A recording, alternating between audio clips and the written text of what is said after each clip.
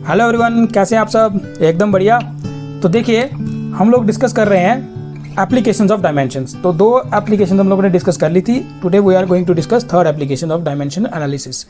तो यहाँ पर हम लोग क्या कर सकते हैं, with the help of the knowledge of dimension analysis we can drive the formula of the physical quantity. हम लोग क्या कर सकते हैं, किसी भी फिजिकल क्वांटिटी का फार्मूला ड्राइव कर सकते हैं अगर हम लोगों को डायमेंशन एनालिसिस अच्छे से आता है। ठीक है, तो लेकिन उसके लिए क्या करना पड़ता है, कोई फार्मूला ड्राइव करने के लिए एक कंडीशन ये है कि हम लोगों को ये पता होना चाहिए कि वो जो फिजिकल क्वांटिटी है किन किन फैक्टर्स पे वो डिपेंड करती है।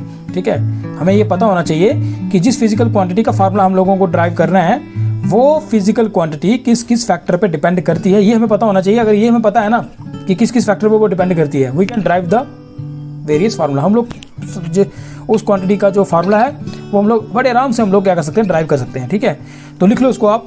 ठीक है, आपके अच्छे नोट्स बनते जाएंगे। तो लिख लो ये जो मैंने यहाँ पे लिखा हुआ है, by using dimensions we can drive the formula of physical quantity provided we know that the factors on which the physical quantity depend. ठीक है जी, ये और अच्छे से आपको समझ आएगा जब हम इसका क्वेश्चन डिस्कस करेंगे। ठीक है, तो बिता दो उसको। लिख लिया आप लोगों ने, drive the formula of expression for the time period.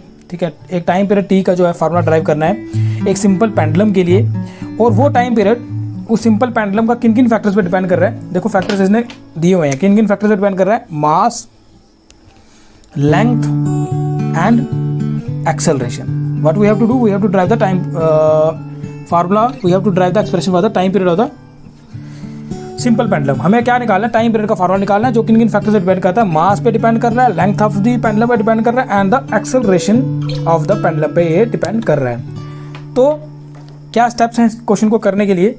सबसे पहले आप क्या करेंगे, सपोज करेंगे लेट टी, जो कि टाइम पीरियड है पेंडुलम का, let T be the time period of the pendulum. Suppose करो वो टी जो है वो टाइम पीरियड है किसका, पेंडुलम का। ठीक है, द पेंडुलम। अब देखिए जिन जिन फैक्टर्स पे ये डिपेंड कर रहा है ना, ठीक है, जिन जिन फैक्टर्स पे डिपेंड कर रहा है उसको हम लोग इस तरह से लिख देंगे।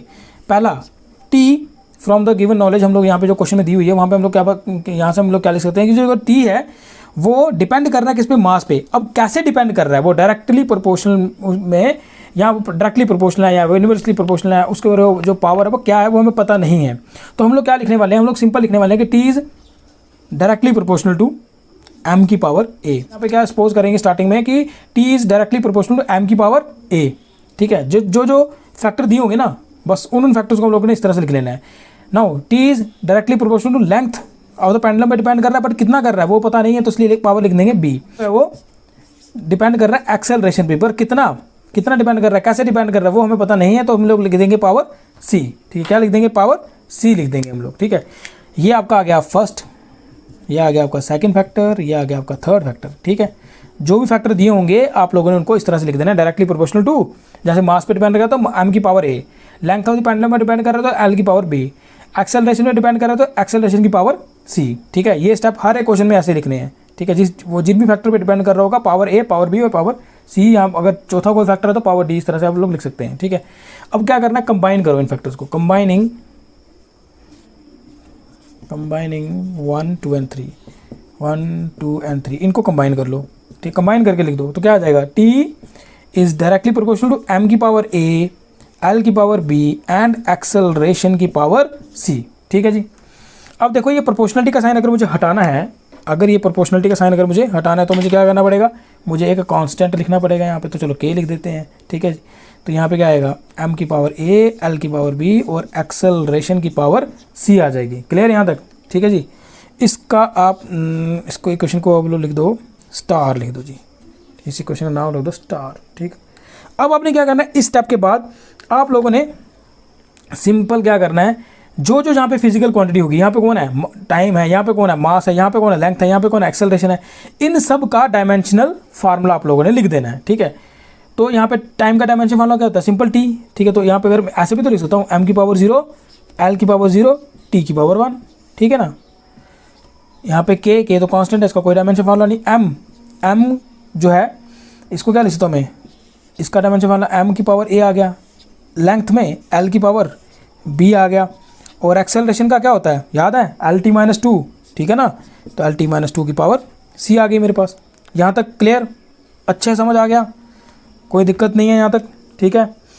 अब देखो यहाँ पर, अब आपने जस्ट इसको थोड़ा सा सॉल्व करना है। यहाँ पे क्या आ जाएगा, यहाँ पे मैं लिख सकता हूँ एम की पावर 0, एल की पावर 0, टी की पावर 1 इज इक्वल टू के इंटू, देखो एम की पावर क्या आ जाएगी, कलेक्टिवली लिख दो उसको, एम की पावर ए, एल की पावर बी भी है, और एल की पावर यहाँ पे देखो, यहाँ पे क्या है पावर सी, ध्यान से देखो उसको, एल की पावर बी, एल की पावर सी, ठीक है। तो यहाँ पे क्या लिख सकता हूँ मैं, एल की power basis same, power added तो क्या आएगा, एल की पावर बी प्लस सी, ठीक, समझ आ गया ये स्टेप। टी की पावर क्या है यहाँ पे, टी की पावर क्या है -2c, ठीक है, -2c, ठीक, ये स्टेप समझ आया अच्छे से, ये स्टेप अच्छे से समझ आ गया ना। m0 l0 t1 के, m की पावर यहाँ पे a आ गई, l की पावर क्या है, ये b है, और यहाँ पे l की पावर यहाँ पे देखो c भी आएगी, तो क्या आएगा l की पावर b प्लस सी, यहाँ पे t की पावर -2, यहाँ पे क्या आएगा t की पावर -2c। अच्छा यहाँ तक लिख लिया, मिटा दूँ इसको, ठीक है जी, मिटा देते हैं इसको।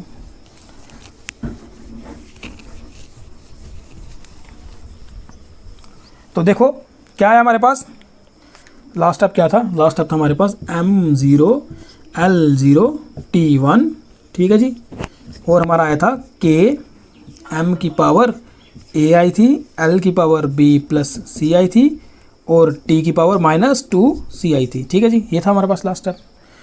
अब देखो आपने यहाँ पे यूज़ करना है प्रिंसिपल ऑफ होमोजेनिटी, वो प्रिंसिपल भी यहाँ पे यूज़ होगा ना, according to principle of homogeneity, क्या कहता है भाई principle of homogeneity, principle of homogeneity कहता है कि जो डायमेंशन आपकी लेफ्ट साइड में है, जो डायमेंशन फार्मूला, वही डायमेंशन फार्मूला आपका उस फिजिकल रिलेशन में राइट साइड पे भी होना चाहिए, यही समझा था ना हमने लास्ट एप्लीकेशन में। तो यानी कि ये डायमेंशन फार्मूला और ये डायमेंशन फार्मूला आपस में इक्वल होने चाहिए। अगर ये इक्वल होने चाहिए तो हम लोग क्या कर सकते हैं, हम लोग क्या कर सकते हैं, कंपेयर कर सकते हैं dimension on the both side, है ना। Therefore we can compare the dimensions, we can compare the dimensions on both side, ठीक है। हम लोग दोनों तरफ जो है डायमेंशंस को कंपेयर अब कर सकते हैं, ठीक है ना, क्योंकि प्रिंसिपल होमोजेनिटी कहता है जो डायमेंशन फार्मूला यहाँ पे LHS में बनना है वही RHS में बनना चाहिए, इक्वल होना चाहिए। ये इक्वल कब हो सकते हैं, देखो सिंपल बात है, ये इक्वल कब हो सकते हैं, जब a की पावर वही हो जो यहाँ पे हो, m की पावर वही हो जो यहाँ पे हो, तो m की पावर यहाँ पे a, तो यहाँ पे क्या 0, तो a = 0 होना चाहिए। ये दोनों डायमेंशन इक्वल कब हो सकते हैं, जब l की पावर यहाँ पे क्या b प्लस सी और l की पावर 0 है, ये दोनों पावर्स आपस में बराबर हो, तभी तो ये डायमेंशन वाला इक्वल होगा ना। t की पावर यहाँ 1 है, यहाँ की पावर यहाँ पे t की पावर -2c है, तो ये -2c जब 1 के बराबर होगा तभी जाके तो ये दोनों डायमेंशन फार्मूले बराबर होंगे, ठीक है ना।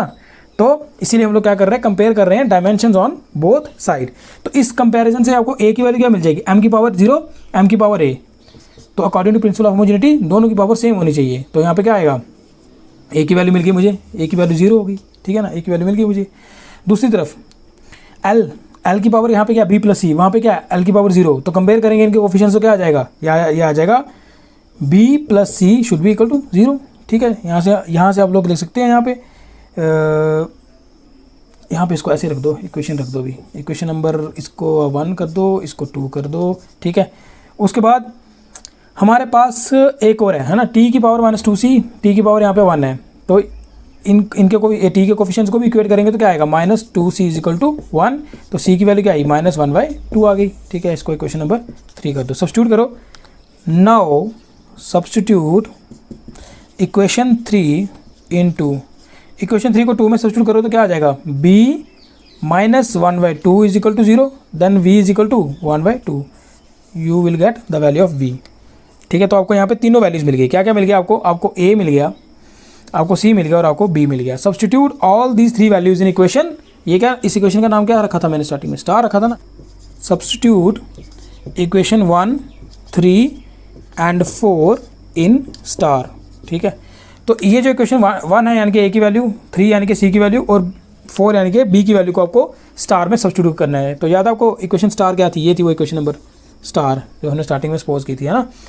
तो क्या आ जाएगा यहाँ पे फिर t की वैल्यू क्या आ जाएगी, t = k, m की पावर कितनी आएगी, m की पावर a की वैल्यू क्या है 0, l की पावर b की वैल्यू क्या है 1/2, और एक्सेलरेशन की पावर कितनी आ जाएगी, c मतलब 1/2। तो आपके पास क्या आ जाएगा, आपके पास आ जाएगा t इज इक्वल टू के, m की पावर 0 मतलब 1 हो चुका है, तो यहाँ पे आएगा अंडर रूट l माइनस 1/2 का मतलब अंडर रूट डिनोमिनेटर में एक्सेलरेशन, तो इसको मैं ऐसे भी लिख सकता हूँ के under root l upon acceleration, और एक्सेलरेशन यहाँ पे कौन होती है, एक्सेलरेशन ड्यू टू ग्रेविटी। ये जो k है इसकी वैल्यू SI सिस्टम में कितनी है, यहाँ पर 2 पाई है, तो इसलिए हम लोग इस इक्वेशन को ऐसे भी लिख सकते हैं t is equal to 2 pi under root of l upon acceleration, और यहाँ पे एक्सेलरेशन का रोल कौन प्ले कर रहा है,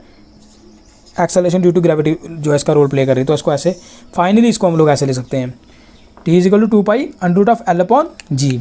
क्लियर हो गया ये क्वेश्चन, अच्छे से समझ आ गया, बड़ा इजी है, कोई मुश्किल नहीं है, ठीक है जी। ओके, अब नेक्स्ट एग्जांपल करते हैं, ठीक है।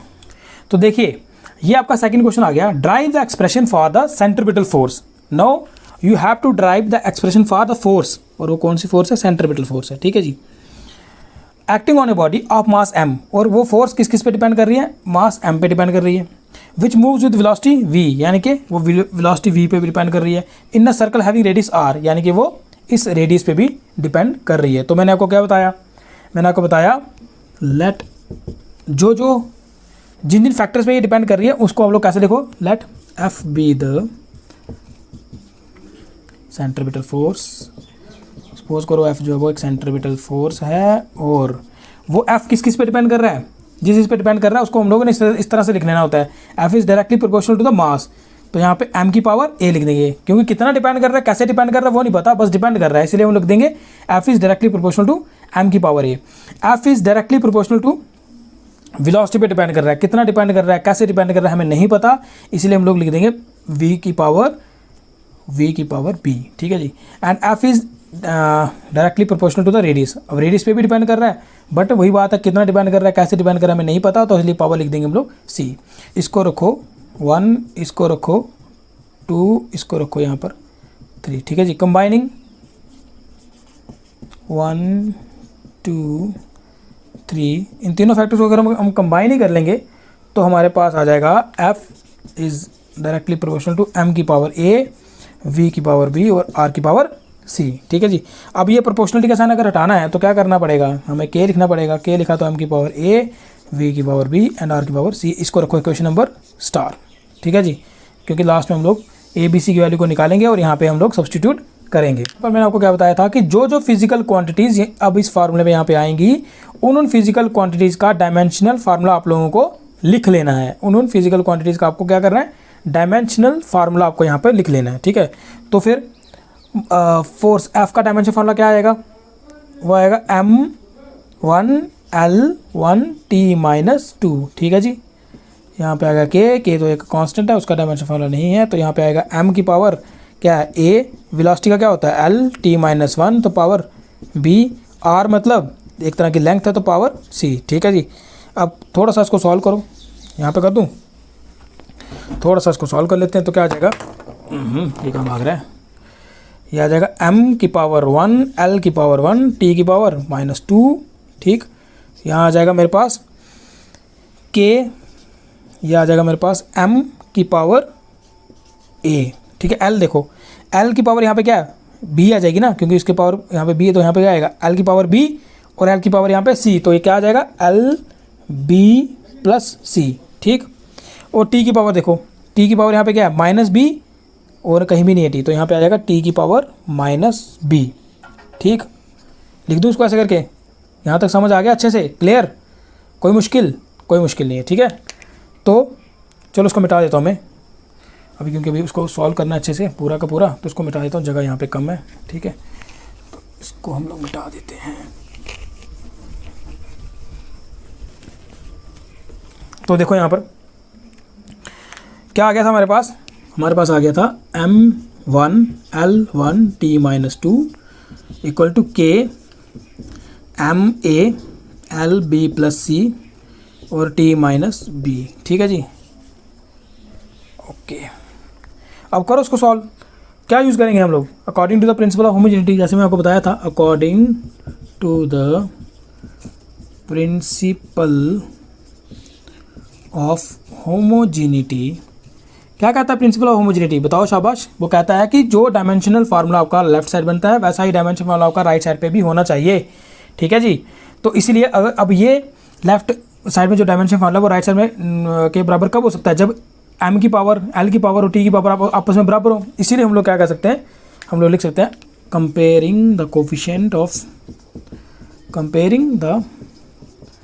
कोफिशिएंट ऑफ बोथ साइड्स, दोनों साइड के जो कोफिशिएंट है उनको कंपेयर कर लो, ठीक है जी। क्या आ जाएगा फिर आपको आ जाएगा a की power a equal to m की पावर क्या a1, यहाँ पे क्या m की पावर a, तो इसके कोफिशिएंट इक्वेट करेंगे तो a की पावर 1 आ जाएगी। इसको रखो इक्वेशन नंबर 1 इस तरह से, ठीक है जी।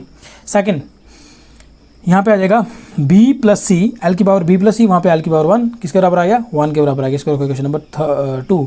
और यहाँ पे आ जाएगा मेरे पास t की पावर वहाँ पे क्या है माइनस b, यहाँ पे क्या है -2, तो क्या आ जाएगा -2 is equal to -b, that is minus minus cancel, तो b इज इक्वल टू 2 यहाँ पर आ गया। इसको रखो इक्वेशन नंबर 3। सब्स्टिट्यूट करो, substitute equation number 3 in 2, then you will get the value of c। कितना आ जाएगा वैल्यू ऑफ c, यहाँ पे आएगा 2 plus c is equal to 1, c की वैल्यू क्या आई -1, ठीक है, c की वैल्यू क्या आई -1। अब जब आपको a b c ये तीनों वैल्यू जब आपको मिल जाती हैं तब आपको क्या करना होता है, जब आपको ये तीनों वैल्यूज मिल जाती हैं तब आपको इन तीनों वैल्यूज़ को जो इक्वेशन स्टार है, यहाँ पे इक्वेशन स्टार कौन सी थी याद है, वो थी f is equal to k m की पावर a v की पावर b और r की पावर c, ये थी इक्वेशन नंबर स्टार। आपको ये जो a b c की वैल्यू जो मिलती है यहाँ पे उन तीनों वैल्यूज़ को यहाँ पे स्टार पे सब्स्टिट्यूट करना होता है। तो यहाँ पे लिखेंगे सब्स्टिट्यूट इक्वेशन 1, 3 एंड 4, इसको इक्वेशन नंबर 4 कह दो, इन स्टार। तो इन तीनों को जब यहाँ पे स्टार में सब्स्टिट्यूट करेंगे तो क्या आ जाएगा, f is equal to k m की पावर a की वैल्यू क्या आई 1, ठीक है जी, v b की वैल्यू क्या आई 2 और c यानी कि r की वैल्यू क्या आई -1। तो फिर हमारे पास फार्मूला क्या बन गया, f is equal to k m v square divide by r, ठीक है जी, k m v square divide by r। तो ये आपके पास आ गया फाइनल आंसर। और SI सिस्टम में इस k की वैल्यू को क्या दिया गया है 1 दिया गया। तो फिर आपके पास क्या आ जाएगा, f is equal to M V square divide by r, ये आ गया आपके पास फाइनल सिस्टम। यहाँ पे लिख सकते हो in SI system k is equal to 1, ठीक है जी। तो हमारे पास आ गया f is equal to M V square by r, ये आ गया आपके पास फाइनल आंसर। क्लियर, देखो कितना ईजी है, कोई मुश्किल नहीं है ना। तो ये आ गया आपके पास थर्ड एप्लीकेशन डायमेंशनल एनालिसिस की, ठीक है। अब देखो आपने देखा होगा कि यहाँ पे k की वैल्यू हम लोग डायरेक्टली लिख रहे हैं कि SI सिस्टम में दी गई है ना। यहाँ पे हमने k की वैल्यू 1 लिख दी, पिछले वाला जो क्वेश्चन किया था वहाँ पे k की वैल्यू 2 पाई लिख दी। तो इसका मतलब कुछ ना कुछ तो लिमिटेशंस हैं इस डायमेंशनल एनालिसिस में भी, कुछ ना कुछ तो लिमिटेशंस हैं। ये कुछ वैल्यूज हम लोग डायरेक्टली लिख रहे हैं, है ना, कुछ तो वैल्यूज हम लोग डायरेक्टली लिख रहे हैं, तो इसका मतलब कुछ ना कुछ तो लिमिटेशंस हैं। तो अब हम लोग डिस्कस कर लेते हैं लिमिटेशंस ऑफ डायमेंशनल एनालिसिस। तो देखिए अब हम लोग डिस्कस करेंगे लिमिटेशंस ऑफ डायमेंशंस, डायमेंशंस की क्या क्या लिमिटेशंस हैं, ठीक है। तो फर्स्ट लिमिटेशन, ये प्रॉपर नोट्स आप बनाते जाओ, यहाँ पे मैं लिख करके लिखते जाऊँगा लिमिटेशंस और आप उनको कॉपी पे लिखते जाना, सो दैट कि आपके प्रॉपर नोट्स भी बनते जाएँ, ठीक है। देखो पहली लिमिटेशन ये है कि वो जो मैंने आपको बताया, हम लोग क्या करते हैं वो कांस्टेंट ऑफ प्रोपोर्शनलिटी k की वैल्यू, देखो पहला जो मैंने क्वेश्चन यहाँ पे सॉल्व किया था, है ना, वहाँ पे k की वैल्यू क्या आई थी, जब t इज इक्वल टू आया था ना k L/g, तो यहाँ पे k की वैल्यू मैंने क्या बताई थी 2 पाई, बट ये डायरेक्टली लिखी हम लोगों ने, हमने सीधा लिखा कि भाई in SI system we know that k is equal to 2 pi. तो बट डायमेंशनल एनालिसिस से थोड़ी ना हमको ये k की वैल्यू मिली, ये तो हमने डायरेक्टली लिखी, डायमेंशनल एनालिसिस करके थोड़ी आपको k की वैल्यू मिली, ये तो आपने डायरेक्ट लिखी ना। जब दूसरी बार हमने क्वेश्चन सेंट्रीपिटल वाला किया तो वहाँ पे क्या लिखा, f is equal to k M V square upon r आया था, तो आपने यहाँ पे भी क्या लिखा था, यहाँ पे लिखा इन SI सिस्टम k की वैल्यू 1 है। बट आपको डायमेंशनल एनालिसिस की जो प्रोसेस है उसमें k की वैल्यू थोड़ी ना आपने फाइंड की, ये तो हमने डायरेक्टली लिखी। इसका मतलब ये जो कांस्टेंट ऑफ प्रोपोर्शनलिटी है इनकी वैल्यूज़ को with the help of dimensional analysis हम लोग फाइंड नहीं कर सकते हैं, है ना। ये जो हमारे पास प्रोपोर्शनलिटी ऑफ कांस्टेंट होती है इनकी हम लोग value with the help of dimensional analysis find नहीं कर सकते हैं। तो आप लोग पहली लिमिटेशन ये लिख सकते हो कि it fails to determine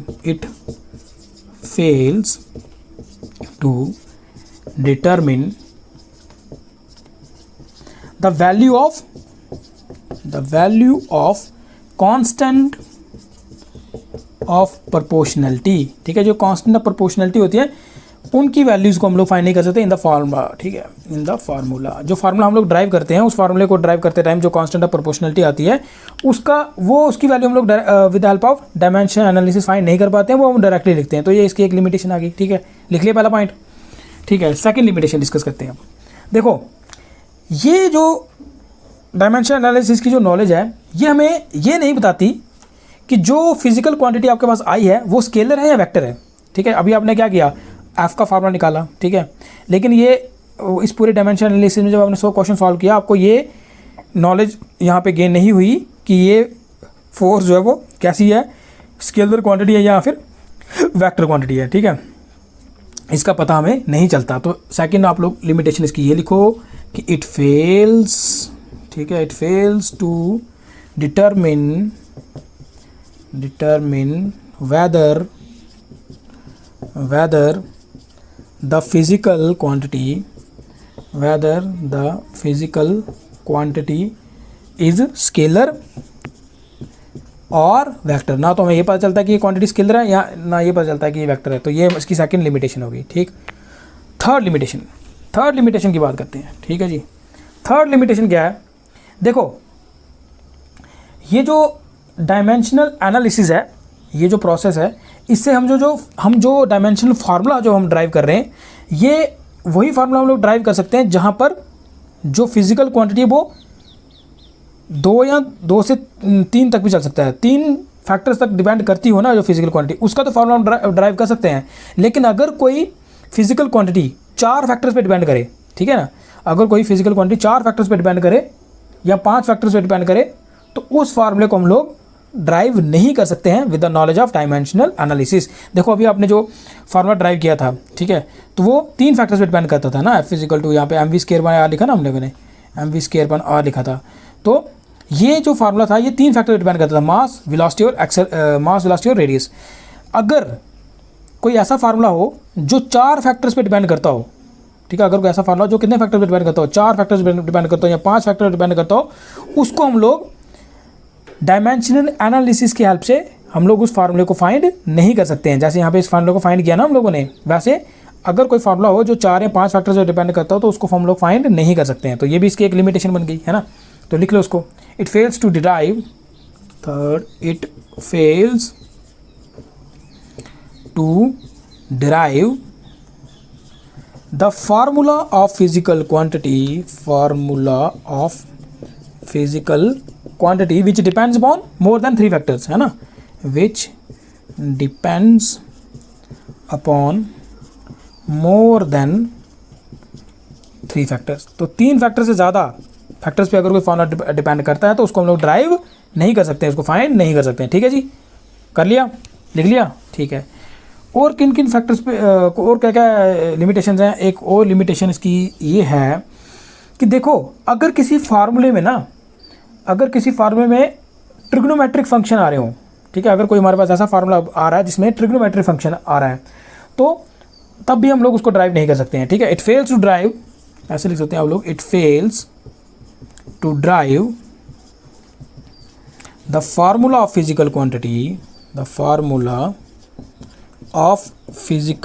quantity which includes trigonometric function. अगर किसी विच इंक्लूड्स ट्रिग्नोमेट्रिक फंक्शन, अगर किसी फिजिक्स के किसी फार्मूले में अगर कोई ट्रिग्नोमेट्रिक फंक्शन आ रहा है, तो हम उस फार्मूले को ड्राइव नहीं कर सकते हैं with the help of dimensional analysis, ठीक है। उस फार्मूले को हम जो है वो ड्राइव नहीं कर सकते हैं with the help of dimensional analysis.